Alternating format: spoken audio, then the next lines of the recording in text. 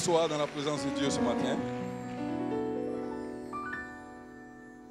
Je voudrais, avant tout propos, être reconnaissant pour la grâce que Dieu me fait ce matin, d'être là ce matin avec vous. La grâce de Dieu dans la vie de cet homme qui est mon père, qui est notre père à tous, le bishop Alexandre Amazou, qui me fait confiance ce matin et qui me demande de vous parler ce matin de la part du Seigneur.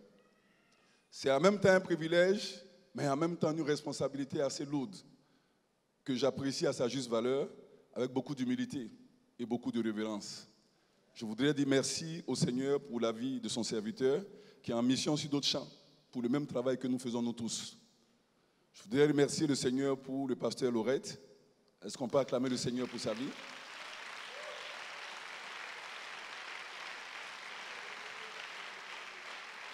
Pour la vie de tous les pasteurs, tous les ouvriers de l'œuvre qui font le travail dans le secret, surtout ceux qui travaillent dans le secret, j'ai toujours une prière pour eux.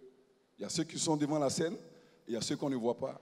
Le Seigneur a une récompense pour ceux qui sont dans le secret. Comme tous ceux qui sont devant la scène, il a une récompense pour tout le monde. Et c'est Dieu qui juge, c'est Dieu qui sonde les cœurs, il sait qui fait quoi exactement. Je voudrais saluer tous ceux qui nous suivent derrière les écrans. Nous sommes une famille, nous sommes connectés et nous respectons ce ministère et leur ministère et pour des raisons géographiques. Dans le monde spirituel, il n'y a pas de distance, nous sommes connectés. Que Dieu les bénisse et que Dieu les récompense pour la confiance qu'ils font à ABMC. Ils ont choisi la bonne adresse parce que malgré plusieurs adresses, ils ont décidé d'être connectés. Nous voulons apprécier leur vie. Et une seule chose, tout ce qui est grâce déversée sur ce ministère sera leur portion. C'est ma prière pour eux. Amen. Que Dieu vous bénisse ce matin. Qui est content d'être dans la présence du Seigneur? Amen. Je suis également content d'être dans la présence du Seigneur. Ce matin était un dimanche spécial. Qui le sait? Qui sait que c'est un dimanche spécial? C'est un dimanche qui vient nous confirmer, ou le jour de la Pentecôte vient nous confirmer que nous avons bien fait de suivre Jésus. Il est venu maintenant cacher, il est venu valider tout le sacrifice qui a précédé. Il a validé également le choix que nous avons fait. Parce que le fait que nous ayons choisi Jésus, la Pentecôte vient valider cela. Quelqu'un dit Amen? Et je suis sûr d'une seule chose pour aujourd'hui, tu ne sortiras pas de cette salle telle que tu es entré. Je suis aussi sûr d'une autre chose, c'est que Dieu, au travers de cette journée de Pentecôte, va te renouveler. Dieu va élever ton niveau et à partir de ce jour, une chose est sûre, ta vie ne sera plus jamais la même. Quelqu'un dit Amen? Nous allons lire quelques passages avant d'entrer dans le sujet à proprement dit. Je vais demander au pasteur Dali de nous aider. Nous allons lire Jean 16, du verset 7 au verset 15. Amen. On se tient debout pour la première lecture. Jean 16 à partir du verset 5. Verset 7. Cependant, je vous ai dit la vérité. Il vous est avantageux que je m'en aille, car si je ne m'en vais pas, le consolateur ne viendra pas vers vous. Mais si je m'en vais, je vous l'enverrai. Et quand il sera venu, il convaincra le monde en ce qui concerne le péché, la justice et le jugement.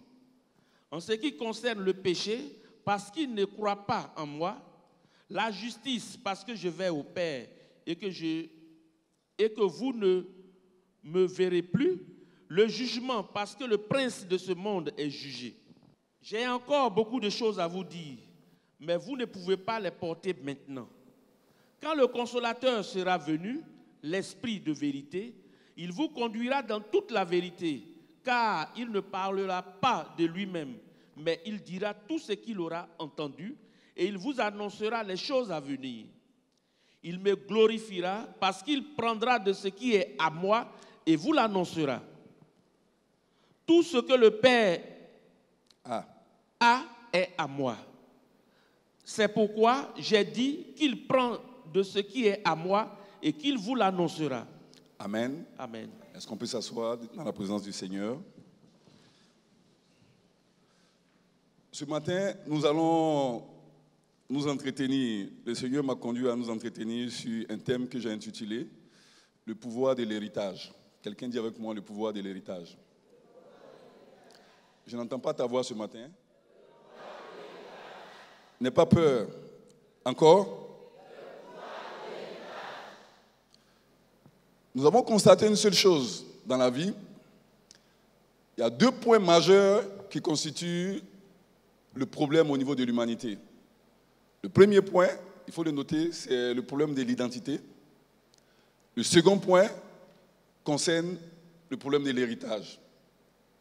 Ce matin, nous allons toucher à comprendre un certain nombre de choses en ce qui concerne l'héritage et qui est en rapport avec la Pentecôte. Jusqu'à ce qu'on finisse, on saura exactement quel est le lien entre les deux. Quelqu'un dit encore le pouvoir de l'héritage. Plusieurs personnes dans la vie, lorsque vous discutez avec ces personnes, elles vous disent que j'ai eu un héritage qui m'a été volé. Et il y a des personnes même assises dans l'église ici aujourd'hui, quand on leur pose la question, non, quand j'ai perdu mes parents, tout ce qu'il y avait comme héritage, les gens ont tout dilapidé. Et il y a des personnes qui ont aussi risqué leur vie ou qui ont eu leur vie à risque pour des problèmes d'héritage. Et ça fait que lorsque nous marchons ou nous vivons, nous ne nous rendons pas compte exactement que c'est un enjeu majeur et que tout le monde court après un héritage. Quelqu'un dit Amen. Je vais donner quelques ébauches de définition et on va avancer. L'héritage, on peut le définir comme suit. L'héritage est un bien ou un patrimoine laissé par quelqu'un qui n'est plus. Quand on parle d'héritage, il y a au moins quelqu'un qui n'est plus. Donc on ne peut pas parler d'héritage quand quelqu'un est vivant. Quelqu'un dit Amen.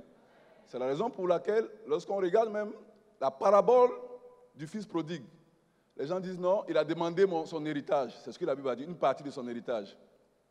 Mais si tu lis bien la Bible, tu vas te rendre compte que c'est juste un don ou c'est juste un peu d'argent ou des biens qu'il a demandé à son père. Ça ne peut pas être un héritage.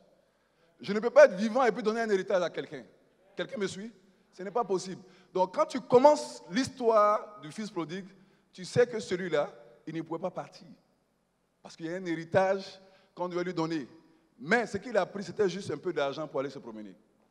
Et il y a plusieurs personnes qui ont un peu d'argent, ils pensent qu'ils ont l'héritage. Ils n'ont pas encore l'héritage.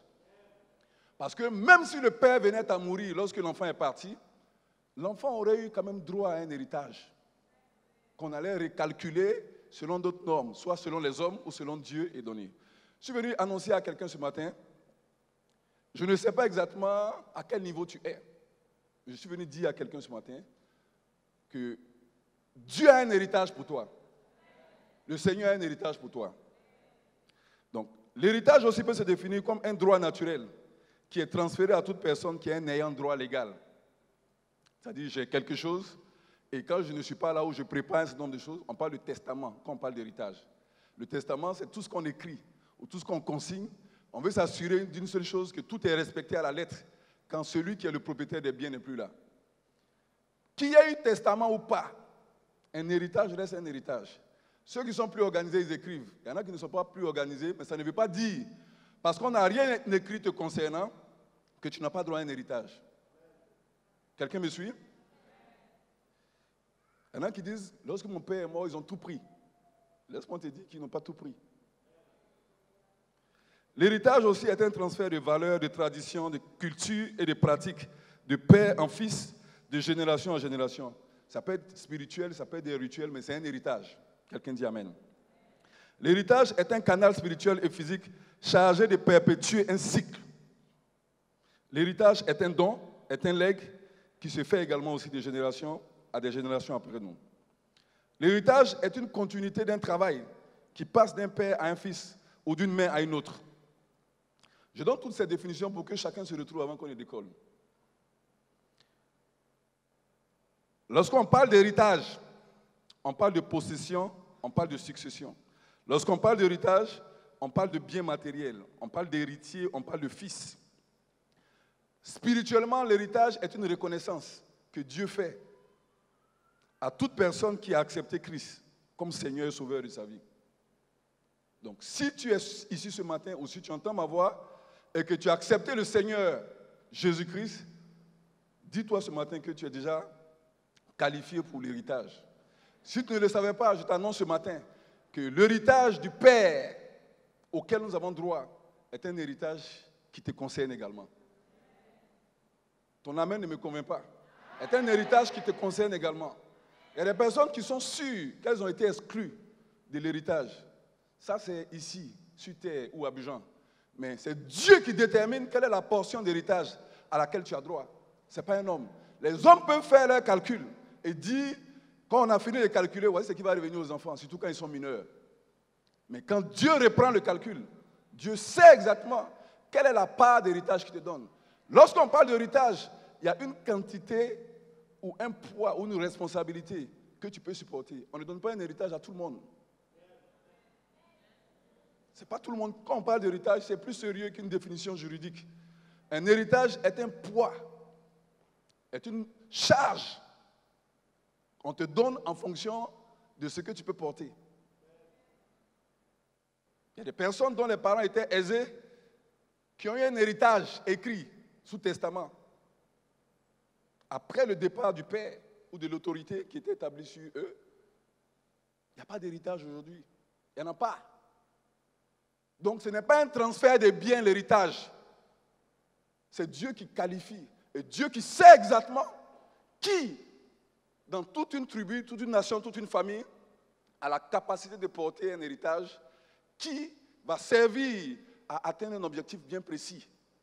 Ce n'est pas juste un partage. Non, ils sont 10 enfants, on divise par 10, chacun a pour lui. Ils n'ont pas le même héritage. Vous pouvez être 10 dans une même famille. Il y a l'héritage physique que le père fait pour être juste avec tout le monde. Mais, quand Dieu regarde la famille, quand Dieu te regarde, l'héritage qu'il te réserve n'a rien à voir auprès des 9 autres. Quelqu'un me suit ce matin? On aime tout ce qui est équitable pour faire plaisir aux gens. Dieu ne regarde pas ça. Quand Dieu t'a identifié, il t'a confié une mission. Et la mission qu'il t'a confiée, il y a un héritage qui part avec. Qui est différent de la mission qu'il a confiée aux voisins. Quelqu'un dit on va y arriver. Donc, je disais, spirituellement, c'est une reconnaissance que Dieu fait de toute personne qui a accepté le Seigneur et le Seigneur Jésus-Christ comme sauveur de sa vie.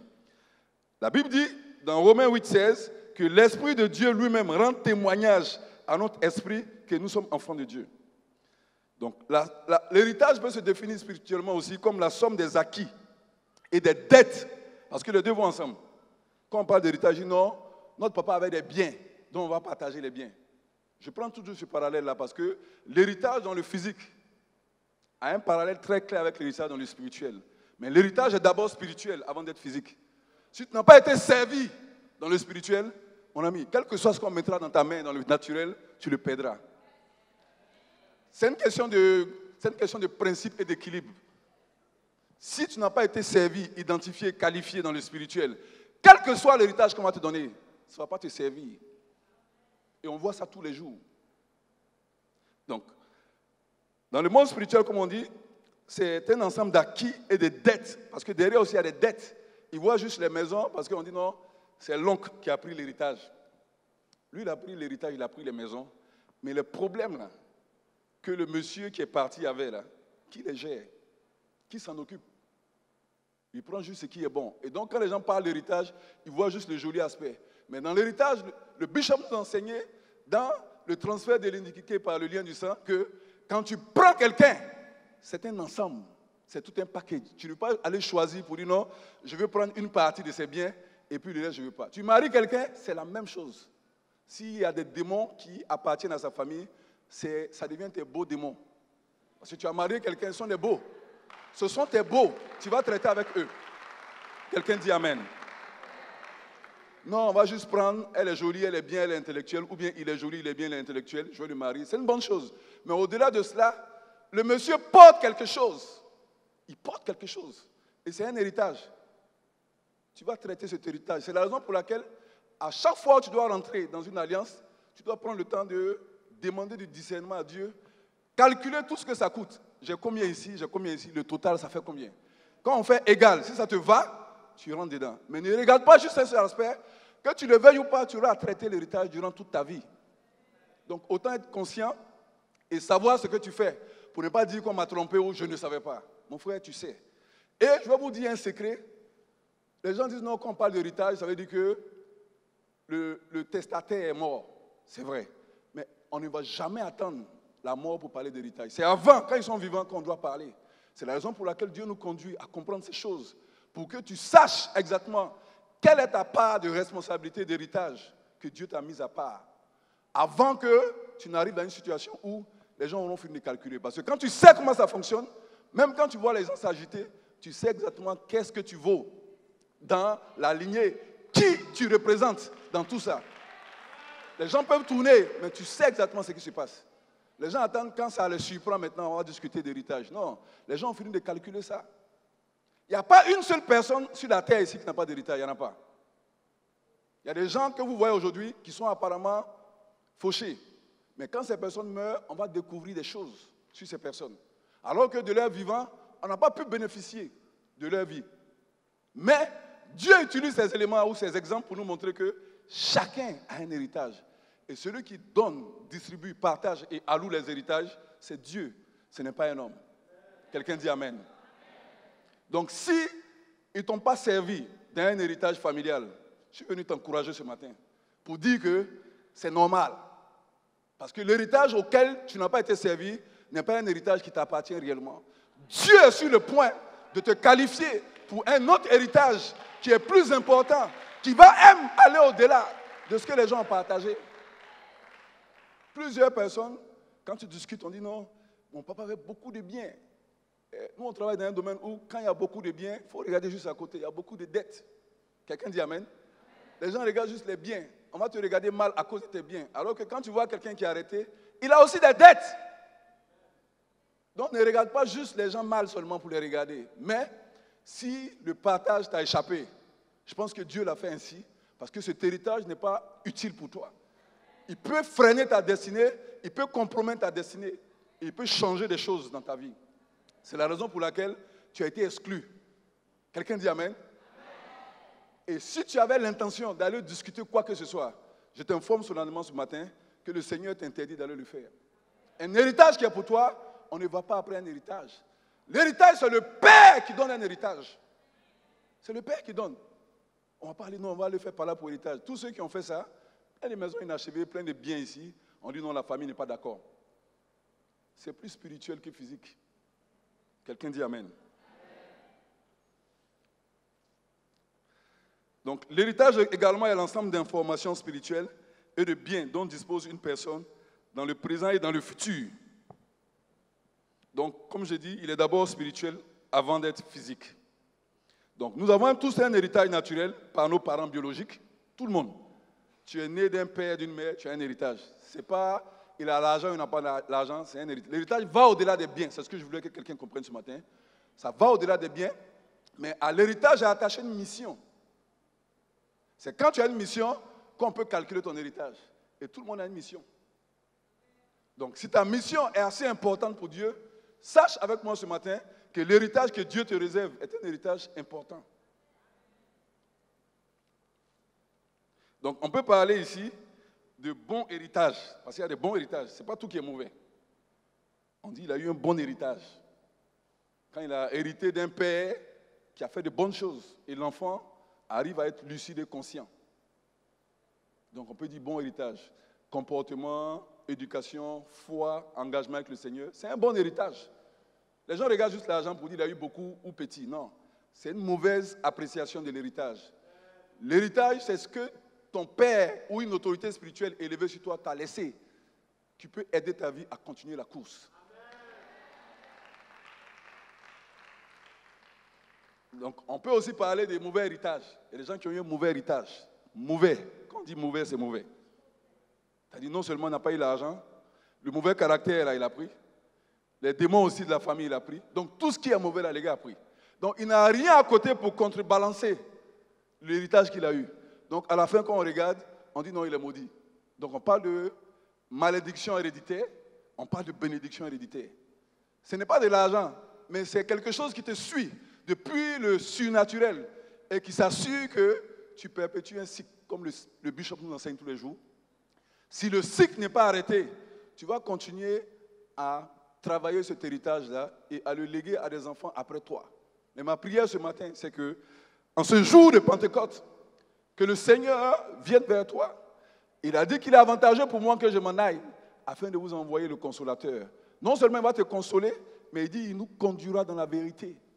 Tout ce qui avait été caché, tout ce qui avait été tronqué, où les gens essaient de dissimuler, le Seigneur s'engage ce matin à restaurer ton héritage. Tu peux le croire, tu peux ne pas le croire, mais en ce jour, si la capacité du Saint-Esprit n'arrive pas à le faire, il n'y a pas autre chose. Le Saint-Esprit est l'un des seuls recours, ou le dernier recours. Pourquoi? Quand il a dit qu'il est avantageux pour que je m'en aille, on a lu ça au début. Je vais expliquer un peu ce que ça veut dire. Jésus a vécu avec ses disciples et avec tout le monde. Donc, il y a un aspect émotionnel, il y a un aspect sentimental qui est connecté à ses disciples. Donc, il est difficile pour leur dire que c'est vrai que je suis avec vous, mais le Dieu que vous priez là, c'est moi. C'est un peu difficile. Les gens qui sont trop proches de vous, il est difficile pour eux-mêmes de se dire des choses. Donc, tu ne peux pas parler de toi. C'est difficile. Et deuxième chose, Jésus a eu à pleurer parce qu'il sent la compassion, il sent les émotions. Il dit, je vais être juste. Il y a quelque chose de mieux pour vous. Laissez-moi monter un peu. L'autre côté là-bas, là, je vais faire des choses que si je suis là, il n'y a pas d'émotion, il n'y aura pas de choses. Le Saint-Esprit viendra, il vous dira des choses. Et c'est la vérité. Le Saint-Esprit n'a pas d'amis. Pour dire non, j'ai dormi avec Lazare, il ne connaît pas tout ça. Il dit, je vais vous dire des choses, mais c'est difficile pour vous de comprendre. Laissez-moi partir. Celui qui viendra là, ma vraie divinité, vous la connaîtrez. Laissez le Saint-Esprit venir vers vous. S'il vous plaît, laissez-moi aller. Deuxième raison, c'est que tant que le propriétaire des biens est là, il n'y a pas de testament. Il faut que Jésus parte pour qu'on parle d'héritage. Lorsqu'on parle d'héritage, le propriétaire des biens n'est pas là. Toutes les grâces, toutes les paroles, tout ce qu'il a relâché, il faut qu'il parte. Parce que s'il est là, j'ai dit pour le fils prodigue, il n'y a pas d'héritage. Jésus est encore là. Quel héritage? Il n'y en a pas. Il dit, laissez-moi partir. Le principe de l'héritage doit être respecté. Parce qu'il faut que je parte. C'est la raison pour laquelle quand on dit, le Saint-Esprit viendra. Les gens se disent, non, le Saint-Esprit, bon, c'est juste la Pentecôte, on a prié, c'est fini. Non, le Saint-Esprit n'a pas d'amis. Il y a des conditions qui sont réunies pour qu'il vienne. Et même quand tu es égaré, la Bible dit qu'il te conduira dans toute la vérité. Il n'y a pas de sentiment pour dire non. Il dit c'est la vérité. Si c'est noir, le Saint-Esprit va te dire c'est noir. La Bible l'appelle le consolateur. Il va d'abord te consoler si tu n'es pas prêt, c'est vrai. Mais il ne pourra pas te dire, il va te dire tout. Les hommes, nous, souvent, on va te regarder, il y a des choses qu'on va te dire, il y en a, ça sera difficile. Le bishop, souvent, va te regarder, non, c'est mon fils, j'ai pitié. Mais quand il n'est pas là, qu'il a donné des consignes, les consignes sont respectées à la lettre. S'il y a une virgule, la virgule doit être mise. C'est la même chose. Quand tu es là, les gens peuvent négocier avec toi. Jésus est là, ils vont négocier avec lui. Mais Jésus n'est pas là. Tu vas négocier avec qui? Troisième raison, le Saint-Esprit, tu ne le vois pas. Tu ne le touches pas. Donc, il est quelque part en haut. Tu es obligé de faire confiance à Dieu. Parce que s'il est là, tu vas aller le voir, rassembler toute la famille, allons demander pardon au Saint-Esprit. Il n'y a pas pardon au Saint-Esprit. Ici, là, tu es obligé de lever les yeux vers le Seigneur et regarder à Dieu à chaque fois où tu as une situation. Lorsqu'on parle du Saint-Esprit, généralement les gens se disent, ok, bon, comme Bishop le dit, j'ai la chair de poule. Ce n'est pas une affaire de chair de poule. Ce n'est pas une affaire de chair de poule. Ta chair de poule, là, c'est un état passager, ça va passer. Et après, on fait quoi? Quand la chair de poule est passée, on fait quoi? Il faut savoir que où tu t'es égaré, c'est le Saint-Esprit qui peut te conduire. Où tu es affligé, où tu es dans l'amertume, quand il vient, il te console d'abord. Il ne va pas te blaguer, mais il va te consoler. Il va te dire vraiment... Et il y a des choses qu'un homme ne peut pas faire, que le Saint-Esprit peut faire. Un homme va tout essayer, mais il ne pourra pas. Tu as perdu un être cher, on va parler, mais tout le monde te remet à Dieu, mais en réalité, c'est au Saint-Esprit qu'on te remet. Parce que lui va venir, il va rester à côté de toi quand tout le monde est parti. Les hommes sont fatigués, ils vont aller. Sans compter les hypocrites qui vont venir te dire des choses qui n'ont rien à voir avec ce que Dieu leur a dit. Mais le Saint-Esprit, il n'est pas dans ces choses. Quand il vient, c'est pour te conduire dans la vérité. Quand il vient, c'est pour te consoler, c'est pour t'enseigner des choses. Parler de Jésus, parce que lui-même, Il y a des choses que Jésus ne voulait pas dire aux gens, ça allait les choquer. Il dit, il y a des choses que vous ne comprenez pas maintenant, mais laissez-moi partir. Donc quand il est allé, tout ce qu'il voulait leur dire qui n'arrivait pas là, il dit, tu vas aller faire un travail. Quand tu vas voir ma soeur, tu vas voir mon frère, je voulais lui dire ça, mais quand je regardais, on dirait qu'il n'était pas prêt. Comme toi, tu es une entité spirituelle. Quand tu iras, voici ce que tu vas faire. Il dit, fais tout ce que tu veux. Dans tous les cas, je ne suis pas là. Et s'il a un problème, il va venir vers moi. Et encore la dernière, c'est que Jésus est assis à la droite du Père. Il est assis à la droite du Père. Donc, il est mort, en même temps, il est vivant. Quelqu'un dit Amen. Là où c'était écrit virgule, il intercède encore.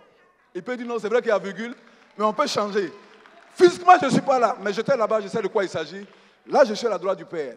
Contrairement à tous les testaments, quand le monsieur a écrit et qu'il est parti, on ne peut plus rien changer. On est obligé de respecter. Mais l'héritage que tu as ce matin est un héritage où on peut encore toucher les choses. Donc, je suis venu te dire ce matin, si l'héritage t'a dépassé, il y a le Saint-Esprit qui est venu et il y a Jésus qui est assis à la droite du Père. On va corriger cela et ta vie ne sera plus jamais la même. Je proclame et je prophétise sur ta vie ce matin. Je proclame et je prophétise sur ta vie ce matin. Quel que soit le bagage ou l'héritage avec lequel tu es arrivé à ce stade, quelles que soient les transactions qu'il y a eu avant toi, en ce jour de Pentecôte, je relâche dans ta vie et sur ta vie que la mission de Dieu pour ta vie, l'héritage que Dieu a mis à part pour toi, en ce jour, Dieu va restaurer la mission. Dieu te donnera l'héritage et tous ceux qui t'ont devancé et qui sont allés avec les mains chargées, cet héritage n'est pas pour eux, il ne leur servira de rien. Mais Dieu t'invite ce matin à lui faire confiance, à regarder au Saint-Esprit qui descend avec toi, qui te consolera et qui te conduira dans toute la vérité. À partir de ce jour, ta vie ne sera plus jamais la même. Je dis, ta vie ne sera plus jamais la même. Si tu comprends ce qu'on enseigne ce matin, je dis, ta vie ne sera plus jamais la même. Amen.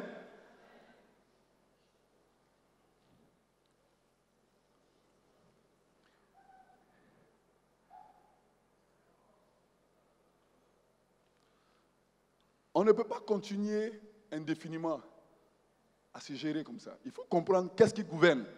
C'est l'identité, comme j'ai dit, et c'est l'héritage. Si tu sais comment traiter ces deux-là, tu n'auras aucun problème. Les hommes ont un problème d'identité, les hommes ont un problème d'héritage. Il y en a qui sont plus malins que d'autres. Quand on parle d'héritage, ils veulent faire des micmacs. Ce n'est pas comme ça, ça marche. Ils peuvent vous dévancer dans les micmacs, il n'y a pas de problème. Mais celui qui contrôle, qui a la télécommande de l'héritage, ce n'est pas les hommes. Les hommes vont se réunir au village, ils vont faire un partage.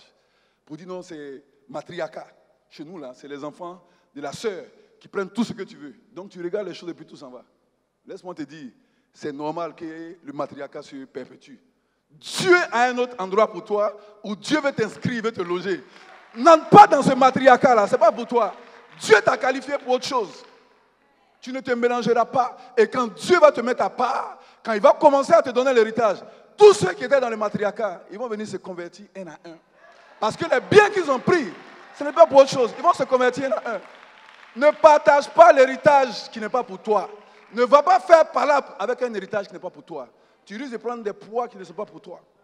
Et la plupart des gens font des palabres sur des héritages qui ne sont pas pour eux. On verra ça un jour. Il faut choisir tes combats. Quand tu regardes quel est l'enjeu, héritage et puis identité. On va travailler sur notre identité. On a une identité en Christ et on a un héritage en Christ, les deux. Ces deux-là, quand tu les tiens, c'est un équilibre. Tu ne peux pas échouer ta vie. Tu ne peux pas échouer ta vie. Et ceux qui ont compris ça, c'est ceux-là qui gouvernent. Ceux qui ont compris leur identité et leur héritage, c'est eux qui gouvernent. Amen. Nous allons toucher au premier point. On n'a pas encore commencé, mais on va toucher au premier point. L'origine de l'héritage. Il y a une origine. J'ai dit, les deux points, c'est l'identité et l'héritage. Quand tu as compris ça, là, c'est-à-dire que si, dans tout ce qu'on a dit aujourd'hui, tu as pu comprendre ce que représente l'identité et l'héritage, que tu as pu traiter ces deux-là, je suis sûr d'une chose, Dieu te reconnaîtra au ciel. Donc, tout héritage tire son origine en Dieu. Même quand tu es un fils, Si on t'appelle pour te donner un héritage que tu ne sais pas d'où ça vient, il faut faire attention. Quelqu'un dit Amen? Voilà. Il y a des personnes qui ont hérité des choses dont ils ignorent l'origine. Quand on parle d'héritage, la Bible dit « Je serai pour vous un père et vous serez pour moi des fils et des filles ». Donc on sait exactement dans quelle relation nous sommes. Donc tout ce que nous pouvons avoir en tant que fils ou fille, c'est des choses que nous avons qui nous viennent du Père, qui nous viennent de Dieu. Ça au moins, si tu as eu l'habitude de l'entendre, je vais te le répéter. Si tu l'as oublié, je vais te rappeler. Si tu ne le sais pas, je vais t'informer. Tout héritage a une origine et nous, en tant qu'enfants de Dieu, nous tirons notre héritage de Dieu. Quelqu'un dit Amen. Si tu penses que tu tires ton héritage de ton père, à partir d'aujourd'hui, il faut dire qu'on a changé. Ton père biologique, là, il va te donner un héritage, c'est normal. Il t'en a déjà donné un, de par ta vie. Mais le vrai héritage avec lequel tu seras pesé et mesuré, c'est celui qui te vient de Dieu. Donc, si tu fais un faux calcul, tu vas te faire évaluer avec un héritage qui n'est pas le bon héritage. Sinon, Dieu fait les choses tellement justes qu'il y a des enfants qui ont été privilégiés, où des choses ont été déjà faites pour eux. Et il y en a d'autres qui sont nés sans avantage. Si le Dieu que nous servons n'est pas capable de rétablir l'équilibre pour que quelqu'un qui a une longueur d'avance et quelqu'un d'autre qui n'en a pas eu, Dieu puisse les mettre au même pied d'égalité à un moment donné, c'est qu'on a un problème. Quelqu'un dit Amen? Ça veut dire en d'autres termes que tous ceux qui avaient eu une longueur d'avance, ils seraient déjà partis et ça serait fini. Mais Dieu que nous servons est un Père qui est juste. Quelqu'un dit Amen. Là où nos pères biologiques se sont trompés, où ils ont fait des erreurs et ils n'ont pas gardé quelque chose, Dieu corrige le tir. Et nous sommes dans une saison actuellement où Dieu est en train de rectifier le tir dans l'héritage. Parce que quand Dieu nous observe, sur le rythme auquel nous avançons là, on doit aller à ce même rythme-là. Jésus va venir nous trouver ici. Et Dieu a un agenda pour toi, il a un agenda pour moi. J'espère que tu le sais. Si tu le sais, tu dis Amen avec moi. Dieu a un agenda pour toi. Et nous tirons notre héritage et notre origine de Dieu. Donc, si c'est de Dieu que nous tirons notre héritage, pourquoi aller faire parler sur les héritages du village? Demande à ton voisin. Tu dis tu tires ton origine de Dieu et c'est affaire du village qui t'intéresse. Non, il avait une plantation, il avait un terrain là-bas. J'ai dit, laisse la plantation, laisse le terrain. On nous a appelés pour des terrains, on dit non, votre papa a laissé ça. J'ai dit vraiment que Dieu vous bénisse. Et Dieu va toujours faire en sorte que cet héritage-là, ce n'est pas celui-là dont tu auras besoin pour vivre ta vie.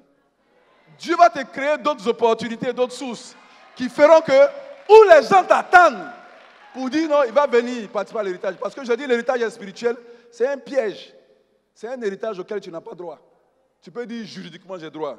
Je respecte ta position juridique. Mais cherche d'abord l'héritage spirituel que Dieu t'a donné. Quand Dieu te donne ça, même ceux qui ont couru avec un héritage, ils reviendront te le soumettre. On a vu Jacob dans la vallée avec son frère. Avec son frère, pas Isaïe. On a vu Jacob et Isaïe, mais on a vu aussi Abraham avec son frère Lot. Lorsque Lot, effectivement, cherchait à courir sur l'héritage, qu'est-ce que Dieu a fait? Il a dit, lève les yeux. Et après, il dit, même ce que Lot a pris là, ça aussi c'est pour toi. Si Abraham était allé lutter avec Lot, Abraham serait rentré dans un héritage qui n'est pas pour lui. Il y a des palabres là, les gens font ça pour arranger le terrain pour vous. Ils vont faire palabre d'héritage, c'est pour vous qu'ils arrangent ça. Laissez-les finir. Ils vont se massacrer entre eux. Et ceux qui vont rester là, c'est ceux-là que vous allez récupérer. N'entre pas dedans. Tu n'as pas de part avec eux. Dieu te met ta part à côté. Et ces mêmes personnes viendront te rejoindre. Quelqu'un dit Amen? Je parle à quelqu'un ce matin. Donc, notre héritage, nous le tirons de Dieu. En tout cas, moi je tire mon héritage de Dieu. Je ne sais pas d'où tu tires pour toi. Voilà. Je dis nous, mais moi en tout cas je suis sûr du mien. Parce que si Dieu n'avait pas la capacité d'établir cet équilibre-là, on était tous foutus. C'est la raison pour laquelle tu peux voir une Bible comme celle-là. Tu prends Genèse 1, tu prends n'importe quelle Bible, Genèse 1 c'est la même chose.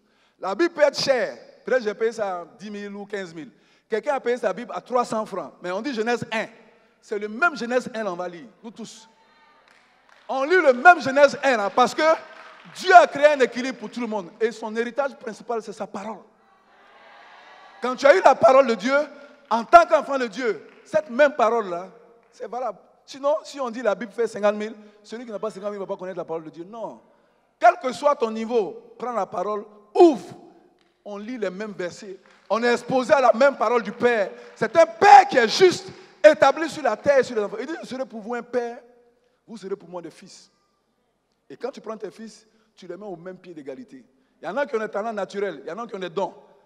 Ça, c'est naturel. Dans chaque famille, même des jumeaux, ils n'ont pas les mêmes dons. Mais, le Père a ce droit d'équité et d'équilibre en leur disant les mêmes choses. Et la parole de Dieu, elle est la même pour nous tous. Tu ne pourras pas dire, et le bishop, il nous enseigne, nous tous, on fait les mêmes heures de culte, tout le monde. Que tu sois en ligne, que tu sois assis devant lui, que tu sois dans notre mission, quand tu écoutes, c'est la même parole. Donc tu ne peux pas dire, il fait des cours du soir pour quelqu'un d'autre. C'est les mêmes cours là à tout le monde. Et quand il libère, il a fini. Et le Père, c'est son rôle. Il est juste pour tout le monde. Il est juste pour tout le monde. Et cette parole est suffisante pour assurer ton équilibre et ton héritage. Si ça, tu l'as compris, je dis, tu ne vas plus commencer à te plaindre ou commencer à avoir peur en ce qui concerne l'héritage. On dit non, le papa a beaucoup de biens, il est malade. Et puis après, il est malade, prie pour lui, priez pour lui, mais pas pour ses biens. Les autres personnes qui convoitent les biens, il est malade là, sa maladie a trop duré. C'est quel homme qui est malade ça? Soit tu es guéri, soit tu es mort. Quel est le problème? Donc, il cherche autre chose. Au moment où toi, tu cherches la santé de ton père, et il calcule. Qu'est-ce qui se passe si le monsieur là meurt, quand on regarde, bon, il y a un avant moi.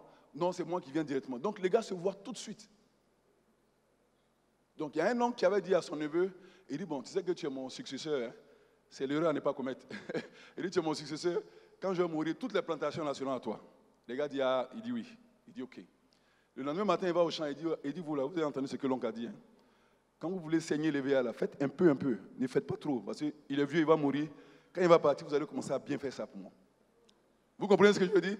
Les gens ont commencé à faire leur plan de votre vivant ou du vivant de votre père. Je dis, ne regardez pas ça. Regardez à Dieu. Il a un plan pour vous et c'est de lui, nous tous, nous tirons notre héritage. Si tu as loupé cet héritage-là, tu vas commencer à lutter derrière des choses viles et vaines. Et comme tu n'as pas été qualifié pour cela, tu vas te détruire avant. Il y a des gens qui se sont fait du mal à aller sur des champs qu'il ne fallait pas. Il y a des gens qui sont à l'église ici qui m'entendent. C'est parce qu'on les a poursuivis dans l'affaire d'héritage qu'ils sont assis ici, ils sont venus chercher le Seigneur. Tu te reconnais. S'il n'y avait pas ça, tu ne serais pas converti. Parce que ton vrai héritage, c'est ici. Ce n'est pas au village, c'est ici ton héritage. Dieu voulait que tu sois ici. C'est la raison pour laquelle il ne t'a pas qualifié avec les autres. Joseph n'a pas été qualifié avec ses frères. Dieu avait un héritage différent pour Joseph. Quelqu'un dit amen ce matin? Donc nous tirons notre origine de Dieu. Et nous tirons notre origine de Dieu. Tout notre héritage, l'origine là, on le tire de Christ, de Dieu. C'est pour ça que tu as Dieu le Père, Dieu le Fils et Dieu le Saint-Esprit. Parce que Dieu a toujours voulu avoir un fils pour que le principe de l'héritage soit respecté. Vous comprenez ce que je veux dire? Donc, quand tu es conscient de cela, tu sais que si je suis dans une position de faiblesse ou d'infériorité aujourd'hui, c'est pour un temps. Mais le plan que Dieu a pour moi est un plan total. Ce n'est pas un sous-plan. Même quand je suis en train d'aider quelqu'un à accomplir sa mission ou sa vision, c'est un plan total. Ce n'est pas un plan annexe ou un demi-plan où on a divisé en 10 et c'est pour toi. Nous tous, on a un plan. C'est la raison pour laquelle Dieu dit, chaque âme, chacun rendra compte à Dieu. Nous tous. S'il n'y a pas de plan, tu vas rendre compte à Dieu, tu vas lui dire quoi? Non, j'étais en train de faire le plan de mon frère ou de ma soeur. Non, ton propre plan. C'est la raison pour laquelle il faut apprendre à laisser l'héritage des gens. Là. Il y a des gens qui ont un héritage à côté. Laisse-les, chacun se bat pour son héritage. Mais bats-toi pour ton héritage réel. Pas pour un autre héritage. Sinon, quand on va te demander, qu'est-ce que tu as fait? Non, on s'est battu pour l'héritage. Mais Dieu dit, mais ce n'est pas ça ton héritage. Ton héritage, le voici. Dans ta famille, il n'y avait personne qui était converti. Je t'ai pris toi seul. Je t'ai envoyé dans la bergerie. Tout ce temps-là, tu es converti, ça fait 10 ans. Qu'est-ce que tu as fait? Non, on cherchait à avoir un problème de place. Quel problème de place? Quand Dieu t'a récupéré dans la famille, tu penses que les autres, là, ils ne sont pas issus du même père que toi? C'est la même chose. Qu'est-ce que tu as de plus que les autres? Dieu t'a pris parce que dans l'héritage, quand il a calculé, c'est toi qui as la capacité de faire entrer tout le monde. Quelqu'un dit amen? C'est toi seul. Quelqu'un dit c'est moi seul. Donc tu ne peux pas venir et puis changer de plan, ou changer de vision, ou changer de combat. Il faut savoir que quand Dieu te prend, il te prend pour accomplir un plan. Et ce plan-là, à chaque fois, il faut t'assurer que tu es en train de l'accomplir. Et on s'oublie souvent et on rentre dans d'autres problèmes. Et à la fin, quand tu regardes ta vie, je suis converti, ça va faire 10 ans, 15 ans, 5 ans. Qu'est-ce que j'ai fait de ma vie? Tu passes tout ton temps à te plaindre. Quelqu'un qui a un héritage, il ne se plaint pas. Quelqu'un dit Amen. Tu te plains pourquoi? On vous donne un héritage, vous tous. Il y en a qui ne se plaignent pas. Pourquoi toi, tu te plains? Tes plaintes ne vont rien changer. Ou tu peux continuer encore à te plaindre. Peut-être que c'est l'héritage que tu as eu. Mais, sache une chose. Dieu a un plan pour toi et l'héritage dont ou auquel tu aspires, tu le reçois de Dieu. Si tu le reçois d'un homme, ça c'est possible. Mais le vrai héritage pour ta vie, c'est de Dieu que tu le reçois. Ça, il ne faut jamais l'oublier. Jamais. Donc, on parlait d'héritage, et lorsqu'on parle d'héritage, comme je dis, il y a toujours une guerre. On ne peut pas venir te donner un héritage comme ça. C'est-à-dire, on te regarde dans les yeux, on dit, viens ici, voici ton héritage. Ça ne marche pas comme ça. D'abord, il faut savoir d'où tu tires ton héritage. Il faut savoir exactement, dans la part d'héritage, à quoi Dieu t'a qualifié. D'abord, il ne faut pas aller prétendre à des choses que tu ne peux pas gérer. On va te donner des milliards aujourd'hui. Tu vas gérer ça comment? Il dit non, pasteur, ils n'ont qu'à donner d'abord. Il dit non, ils ne vont pas donner d'abord. Dieu sait ce qu'il fait. Dieu va te préparer avant de t'envoyer quelque chose. Il y en a qui disent non, non, la préparation là c'est bon, mais que Dieu envoie d'abord. S'il envoie, là maintenant il va me préparer avec. Ce n'est pas possible. L'héritage auquel tu n'as pas été préparé va te détruire. Les gens n'aiment pas trop ça. J'ai dit, l'héritage auquel tu n'as pas été préparé va te détruire. Plusieurs personnes se sont fait brûler les doigts à force de saisir des choses pour lesquelles ils n'avaient pas été préparés. Donc quand on parle d'héritage, on parle aussi de préparation. Si tu sais qu'il y a un héritage important qui t'attend, tu ne peux pas avoir une vie qui ne te pousse pas à être préparé. Tu regardes ton père en train de travailler sur des grands champs. Et toi, tu dis, ok, c'est le père qui travaille. Tu ne peux pas avoir l'idée ou juste à l'esprit que le travail qu'ils sont en train de faire là, c'est une affaire de génération. Dans les 5 ans, 10 ans, 20 ans qui viennent, on dirait que je serai obligé de faire le même travail. Est-ce que je suis prêt? Demande à ton voisin, est-ce que je suis prêt? Ou demande-lui, est-ce qu'il est prêt? On voit tous venir le travail, on voit tous venir les choses. Dieu ne va jamais te surprendre. Il t'informe toujours. Il dit, le travail que tu as vu tes pères faire là, regarde-les. Il dit, enseigne-les à des gens fidèles, selon le modèle qu'on t'a enseigné. Les gens regardent le travail, ils savent que c'est un travail qui est important, mais ils ne se sentent pas concernés. À quel moment tu vas perdre quelque chose? Parce que le travail pour Dieu sera toujours fait. Quelqu'un dit Amen. Que tu sois prêt ou pas, le travail sera fait. Donc, c'est la raison pour laquelle tu trouveras un travail qu'ils sont en train de faire, le père fait, et après, tu vois quelqu'un qui n'a rien à voir avec la course, hein, qui vient, il rentre là. Il dit non, l'ouvrier de la dernière heure. Pourquoi on lui donne les mêmes 1000 francs? Il dit, mais est-ce que j'ai été injuste avec toi? C'est le même salaire que j'ai négocié. Ton contrat amène quoi? 1000 francs? C'est 1000 francs que je paye à tout le monde. Je suis venu informer quelqu'un. Au même moment où on s'attend à un héritage, il faut se préparer à l'héritage auquel Dieu nous appelle. Si tu as compris que l'héritage est important, ça veut dire que la marge de préparation dont tu disposes est importante. Et Dieu est tellement bon, il va te donner toujours du temps de préparation. Quelqu'un dit Amen. Je dis temps de préparation. Je n'ai pas dit il va te donner du temps. Je dis du temps de préparation. Tout le temps que tu as là, c'est un temps de préparation. Quelqu'un dit Amen. Quel que soit ce que tu cherches, que tu n'as pas encore eu, ce à quoi tu aspires, que tu n'as pas encore eu, Dieu t'a donné du temps de préparation. Quelqu'un dit temps de préparation. Donc, ce n'est pas que Dieu est trop lent. La Bible dit sa main n'est pas trop courte pour sauver, ni son oreille trop dure pour entendre. Quand tu as prié le premier jour, il a déjà entendu. Tu peux reprier encore, ça c'est toi. Mais Dieu a entendu ta première prière. Je suis même te dire que le temps que Dieu te donne aujourd'hui, c'est un temps qu'il te donne pour parfaire ta préparation. Il y a beaucoup de choses auxquelles nous aspirons pour lesquelles nous ne sommes pas prêts. Quelqu'un dit Amen. Nous tous, on aspire à des choses, mais les gens ne sont pas prêts. Quand tu parles avec les gens, ils te disent, voici ce à quoi j'aspire. Mais quand tu lui demandes, est-ce que tu es préparé pour ça? Il te dit non, je n'y ai pas pensé. Mais tu ne peux pas dissocier le poids ou le traitement de l'héritage avec la préparation. Tu seras un faux héritier et tu seras disqualifié. Quelqu'un dit Amen. Quand Dieu nous donne ces informations avant, ça veut dire qu'il ne veut pas qu'on soit disqualifié au moment de l'héritage. C'est ce que Dieu veut faire. Dieu veut que tu saches que partout où on parle d'héritage, on parle de préparation. Quelqu'un dit Amen? Qui est préparé? Il n'y a pas beaucoup de mains. Qui veut que Dieu le prépare? Ok, Dieu te préparera. Dieu viendra à ton secours et il te préparera. L'héritage ne te dépassera pas. Amen. L'une des guerres importantes, je vais aller directement au deuxième point. L'une des guerres importantes, c'est, il a dit à Jérémie, il dit, avant que je t'eusse formé dans le ventre de ta mère, je te connaissais, et avant que tu ne fusses sorti de son sein, je t'avais consacré et je t'avais établi prophète.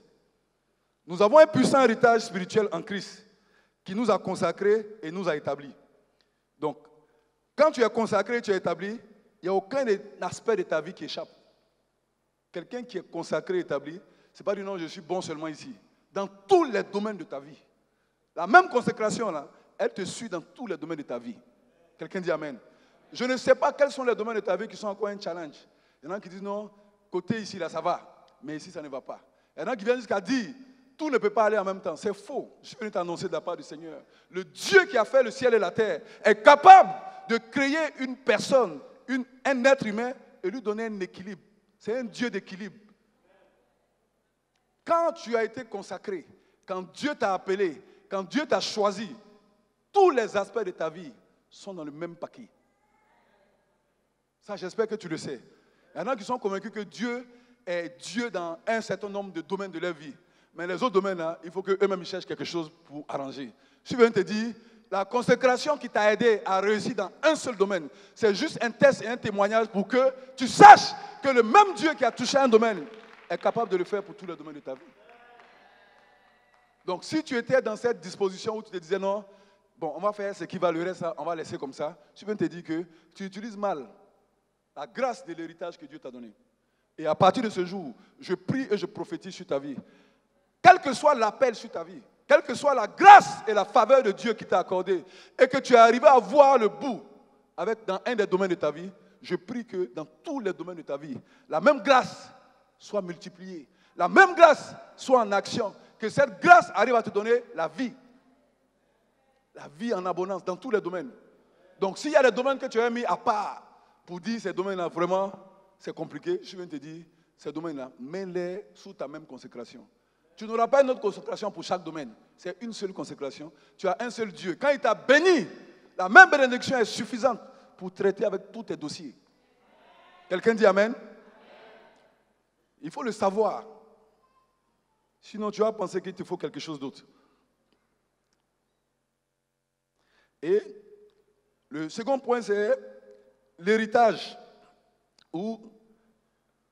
Parce que Dieu, ce qu'il a fait, il a mis les choses de telle sorte qu'il a pris l'héritage pour les fils. Donc l'héritage du fils est une priorité pour Dieu. Ça, c'est le second point. Je vais développer un peu et je pense qu'on va s'arrêter avec ça pour aujourd'hui. Ce qui se passe, c'est quoi? Lorsqu'on parle d'héritage, on parle aussi de premier fils. Quelqu'un dit Amen. On aura un jour l'occasion d'entrer dans les détails, mais c'est une priorité pour Dieu lorsqu'on parle d'héritage.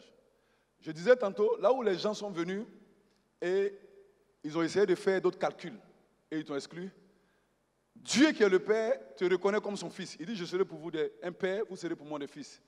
Dieu va recalculer et dit que celui-là, voici l'héritage qu'il a donné. C'est une priorité. Dieu s'engage à s'assurer que ce qui t'a réservé comme héritage là, aucun homme, aucun sorcier, aucun démon, aucun esprit n'ait accès à cela.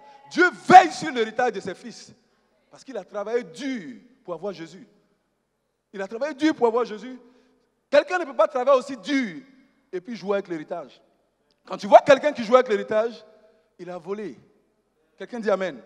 Un héritage pour lequel on a travaillé dur, on ne joue pas avec. Et tu veux t'assurer que si c'est prévu pour mon frère, c'est prévu pour ma soeur, je veux m'assurer que ça arrive au destinataire final. Et Dieu prend ça comme une priorité. Aujourd'hui, lorsqu'on parle de la guerre dans les nations, je vais faire une parenthèse, mais assez importante. La guerre dans les nations, le premier fils d'Abraham, c'est qui? Son premier fils, c'est Ismaël. Son second fils, c'est Isaac. Ok. Donc on se suit. Quand vous voyez aujourd'hui l'ordre mondial, à l'échelle mondiale, la guerre que les gens font, c'est un problème de quoi? C'est un problème d'héritage. Je vais expliquer. C'est un problème purement d'héritage. Comment quelqu'un qui a le premier fils, quand on parle de premier fils ou on parle d'héritage, on parle du droit d'aînesse. On verra ça. Donc, il dit, je suis l'aîné. En principe, c'est Ismaël qui est l'aîné. Mais Isaac est celui-là qui devait avoir l'héritage dans le plan de Dieu. Quelqu'un dit Amen. Je proclame et je prophétise sur ta vie ce matin. Je ne sais pas combien d'aînés il y a eu avant toi, je ne sais pas. Je viens t'annoncer ce matin que dans la saison dans laquelle nous sommes, Dieu est en train de qualifier des aînés. Il a vu Ismaël et il dit, envoie-moi ton fils, l'unique. Quand on dit l'unique, là, ça veut dire quoi? Il y a un seul. Il aurait pu dire, Isaac, on va te cacher quelque part, on va aller chercher Ismaël. Ismaël, il y a Dieu qui te demande. Jamais. Abraham a su exactement que quand on dit l'unique, là, Ismaël n'est pas dedans. Parce que Ismaël, c'est le fils d'Abraham, ce n'est pas le fils de Dieu. Quelqu'un dit Amen. Même les musulmans vous diront que Ismaël est le fils d'Abraham. C'est le fils d'Abraham. Le fils appelé de Dieu, c'est Isaac. Quelqu'un dit Amen. Et ce qui se passe, c'est quoi? Comment on peut laisser un aîné et puis prendre Isaac? Et Dieu a fait ça dans la Bible plusieurs fois. On a ça. Plusieurs fois. Donc, ce n'est pas une affaire d'argent. Vous avez bien compris? Il a dit à Agar, il dit, je te donnerai un fils, il sera en face de ses adversaires, comme un âne sauvage. C'est-à-dire, un fils, ses frères sont ici, lui il est ici, comme un âne sauvage. Et c'est la guerre maintenant qui est dessus. Quelle guerre? C'est le droit d'aînesse qu'on cherche dans l'héritage qu'on nous avait au début. Donc les gens regardaient la position physique pour dire, dans le monde physique, voici l'aîné, on ne comprend pas. Alors que dans le monde spirituel, quand Dieu regarde Abraham, Abraham, où tu es vieux, là, l'enfant qui vient de moi, là, c'est Isaac. Et Dieu ne voit même pas Ismaël. Il dit, envoie-moi ton fils. Et c'est après que Abraham ait pris Isaac, il dit, maintenant, je sais. Si Abraham avait pris Ismaël, Dieu n'allait jamais ouvrir sa bouche pour dire, maintenant, je sais. Dieu a fait ça. Tu as un aîné, c'est vrai. J'ai mis un vrai fils dans tes rangs. Je veux savoir si tu le connais. Envoie-moi ton fils. Abraham sait de qui il s'agit. Il n'est pas allé chercher Ismaël pour envoyer. Et donc, tout ce qu'il y a comme ordre, que ce soit mystique, que ce soit dans le domaine musulman et tout ça, c'est le droit d'aînesse qu'il cherche jusqu'à aujourd'hui pour avoir la position de l'héritage. On va dire Israël, Palestine, Gaza, tout ce que vous pouvez imaginer. Il y a des détails dans lesquels je ne rentrerai pas, mais ce que je vais vous dire, quelle que soit la position que tu occupes, c'est une position sur laquelle Dieu veille. L'héritage des fils, c'est une priorité pour Dieu. C'est une priorité pour Dieu. Dieu regarde Rebecca. Isaac, c'est qui? Le même Isaac dont on vient de parler tout à l'heure. C'est le fils de la promesse. Il a pris Isaac, il l'a laissé de côté. Il dit, le vieux Isaac, mets-toi de côté. Je vais parler avec Rebecca. Rebecca était stérile. La Bible dit que Isaac pria pour Rebecca. Et l'Éternel visita Rebecca. Et elle devait enceinte. Et deux nations se battaient dans son ventre. Et l'Éternel qui dit à Rebecca, l'aîné sera assujetti au plus petit. Quand on parle de Jacob et Ésaü, il y a tellement de digressions, chacun dit ce qu'il veut. Que Dieu bénisse chacun. Mais je suis venu te dire ce matin que Dieu a parlé à Rebecca et il a dit, c'est l'ordre que Dieu a établi. Il dit l'aîné sera assujetti au plus petit. Alors que les deux ne sont pas encore nés. Donc il n'y a pas d'injustice. Il y a eu Caïn et puis Abel. Dieu travaille comme ça. Il y a eu Caïn et Abel. Il y a eu Abraham. Il y a eu Ismaël. Il y a Isaac. Jacob, Ésaü, Ephraim, Manassé. Tu vas voir ça dans la Bible. Joseph avec ses frères. Tu vas voir ça dans la Bible jusqu'à... Ça veut dire quoi? Est-ce que Dieu ne connaît pas les vrais aînés? Quelqu'un dit Amen. Dieu ne sait pas que c'est toi l'aîné. Dieu ne sait pas que tu es le premier né. Au droit d'aînesse est attaché un mystère. Je ne sais pas si tu es le premier de ta famille ici. Je ne sais pas. On aura l'occasion d'entrer un jour dans les détails où tu sauras une chose. Dieu peut te laisser arrêter comme ça en tant qu'aîné. Et puis aller susciter quelqu'un à côté de toi et l'établir. Et si tu t'amuses à jouer avec lui, c'est Dieu même que tu vas trouver sur ta route. À chaque fois où les gens parlent de Jacob et Ésaü, les gens disent quoi? Non, c'est un usurpateur. C'est quoi? C'est une restauration c'est une prophétie accomplie ou c'est une usurpation? Je te demande. On dit non, comment on appelle, il a rusé, il a pris la place de son frère. Dieu a dit au début, il n'était même pas encore né. Où est l'usurpation ici? C'est le plan qui s'est déroulé.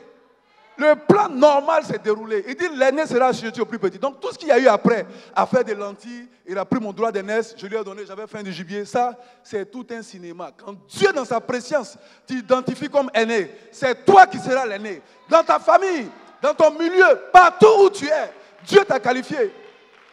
Même s'il y a 50 personnes avant toi. Et on voit ça souvent. Il y a des hommes ou leurs femmes, Dieu les choisit pour dire c'est la femme là. On dit ta femme est présidente de la République.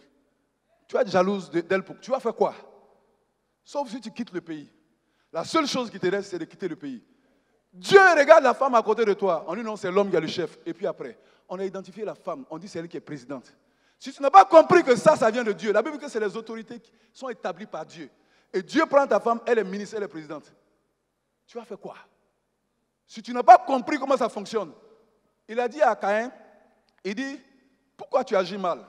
Il dit, change l'état de ton cœur parce que le péché se couche à ta porte. Ça veut dire quoi? Il te donne toujours l'occasion de corriger. En d'autres termes, il est en train de dire, c'est vrai que ce n'est pas toi que j'ai choisi, mais on peut toujours traiter avec toi. Il ne faut pas partir tuer l'enfant, on peut toujours faire quelque chose. Quand tu es l'aîné, il y a deux dangers. Ce n'est pas pour vous effrayer, mais je vous dis les choses selon la parole de Dieu. Soit tu es un aîné parce que Dieu t'a qualifié. Parce que les aînés, c'est les deux extrêmes. Soit il est vraiment à sa place, soit il n'est pas là, quoi. Je ne sais pas. Je ne rentre pas dans plus de détails que ça. Quand tu vois un aîné, soit il est vraiment à sa place, on sait que c'est un aîné, soit il n'est pas là. On cherche dans la famille, on voit un troisième ou un quatrième, on pense que c'est lui l'aîné. Souvent, tu es dans la famille, tu es assis à la maison. Et c'est ton petit frère qui est aux États-Unis qui t'appelle pour dire qu'il y a un problème à la maison. Vous avez déjà entendu ça? Qui a vu ça? Tu es couché avec les gens à la maison, à 5 heures, ton téléphone sonne, on dit non, on dit ils ont coupé l'eau à la maison. Lui, il est aux États-Unis, c'est lui qui t'appelle pour dire ils ont coupé l'eau. Tu es l'aîné. Donc tu n'arrives pas à comprendre. Il y a quelque chose qui s'est passé.